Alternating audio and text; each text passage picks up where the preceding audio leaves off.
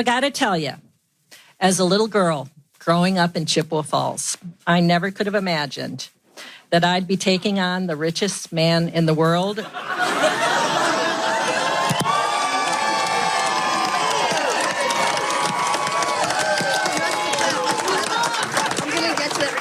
For justice in Wisconsin. And we won.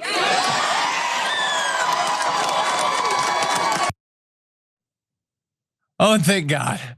Thank the God. I don't even believe in God, but if you do or whatever, thank any God, anything, any higher power. Oh God, we needed this. So that is liberal judge Susan Crawford, who beat Brad Schimmel, the candidate that Elon Musk and the Republicans were backing. And it's not the only election that happened yesterday, and we're into this sort of period of special elections, but it kind of felt like the most important one, didn't it? Because it was where Elon Musk, who never gives us a moment's peace, decided, you know what? I bought a presidential election. I bought a president. I bought a party. I'm gonna buy some judges too. I'm gonna do that. I'm just gonna swoop in, and I'm not only gonna buy it in the way that rich a-holes always have, but I'm just gonna bribe people. I can do that now. I did it in the last election. They're never gonna do anything to me, so I'm just gonna do it. And he spent $25 million at least. I've seen estimates with the affiliated group spending where it goes up even higher, but he literally handed $1 million checks to people for supporting the candidate he wants. He said he would pay people if they submitted photos online of them with a voter who was gonna vote for them or whatever. And yet in the end, the final result went the right way. And it wasn't even that close, really. Like if you look at it, like it's a 10-point lead. I mean, okay, it's not a 50, but I would have loved for that guy to get like 2% and for Elon Musk have had to cry himself to sleep for a few nights, but that's still pretty healthy, particularly in Wisconsin, which is a close state. I mean, hell, it's a state that Donald Trump won very narrowly the last time around. And so that's like an 11-point swing. And it's hard to see that as it not being at least in part a backlash against Donald Trump and Elon Musk, a backlash that I know I want. I imagine you probably want to see it. We want to see it in more elections. We want to see it in the midterms. Maybe this is a sign of those things to come. And now to make you feel just even a little bit better about this, let's just have a reminder of how much Musk said was riding on this from his point of view. Well, the reason tonight's elections are so important is that the judge race will decide whether the Wisconsin districts get redrawn. They're going to try to gerrymander Wisconsin to remove 2 Republican seats. And as you know, the House is currently Republican by a razor-thin margin, which means that losing this judge race has a good chance of causing Republicans to lose control of the House. If you lose control of the House, there will be nonstop impeachment hearings. There will be nonstop hearings and subpoenas, and they're going to do everything possible to stop the agenda that the American people voted for when they voted for President Trump with a popular vote and the House and the Senate in November. They're going to do everything possible to stop the president's agenda. No, don't do that. Wait, stop. No. Do all of that. Do every bit of that, Democrats. Do all of that and more.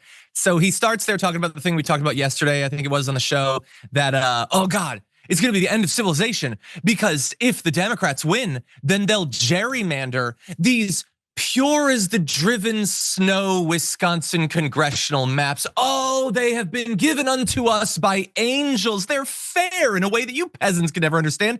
That's why in a state that typically votes basically 50-50, the Republicans have basically all of the congressional seats. And to get rid of that would be unfair. That would be biased. And do it. Gerrymander those seats, take those 2. Honestly, if you can make the math work out, use an algorithm if you have to. Hell, use ChatGPT if you have to. Steal 3 of them, Democrats, okay? Pour a little bit of salt in Elon Musk's wounds and tell him when you do it, if you get involved in another state's election, we're gonna gerrymander that one as well. Now, someday we'll get back to sanity. We'll have independent redistricting and all that. We'll have that law, but evidently the only way we're gonna get to that is by gerrymandering them into a tiny little shriveled husk of what the Republican Party once was. So I hope that that's what we get here. Now we have more to talk about in this, but Sharon, I apologize for making you wait so long. What do you think about the victory? Who is this Jerry? I think I'd like to marry him. That sounded wonderful, okay? Was that Judge Janine? It looked like a skit from Saturday Night Live.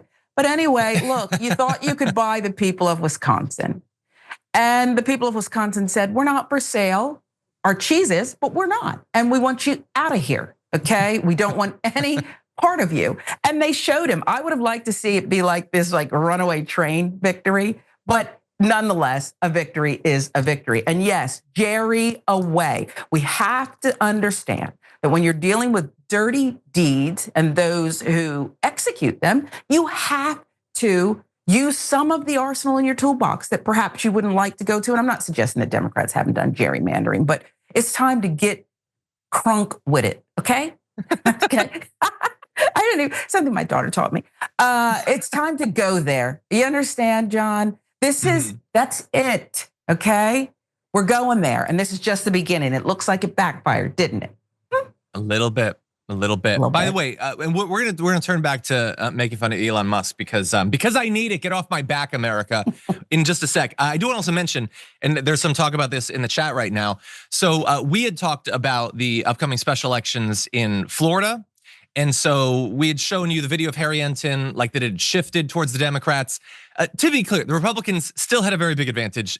These are deeply red districts. So this is to replace Matt Gaetz and Mike Waltz. So the Republicans did win those races. Look, it would have been great if the Democrats had won them. It would have been basically impossible though. But it did indeed shift a whole bunch of points in the direction of the Democrats. And again, in deeply red districts. And so when you have up in Wisconsin, a 10-point victory after Donald Trump won the state by 1 point, with as much money as you saw come in. Can we just put up graphic 3? Elon Musk spent, well, I guess it's not all the money. He's got hundreds of billions of dollars, but an insane amount of money. And you see George Soros, that's the biggest blue bar that you can barely see on there in comparison to Elon Musk. He went on Fox News and was talking about George Soros in advance of that election. George Soros barely mattered at all there. There were 3 different Republicans that spent more, and even the 2 other rich a-hole Republicans didn't spend a tiny fraction of what Elon Musk individually did. And despite all that, they lost in Wisconsin. There was a big shift in Florida. People hate what they're seeing. They hate this administration. I wish that people had realized beforehand that they were gonna hate it. Unfortunately, we don't live in that reality. But just like the last time around when Trump was president, people very quickly, they can see what's happening. They can see how incompetent it is. They can see how corrupt it is, and they're not interested. Now, with that said, can we just briefly show the text messages that were being sent? This is graphic 4. This is a strange strategy. It's like some ripped dude with a dog. Okay, that's interesting. And then I think the woman on the left is, I think, is it Radakowski? Like it's literally using, like she didn't sign up for that. Like how is this organization not being sued? But anyway, I'll leave that for the courts to decide in a little bit.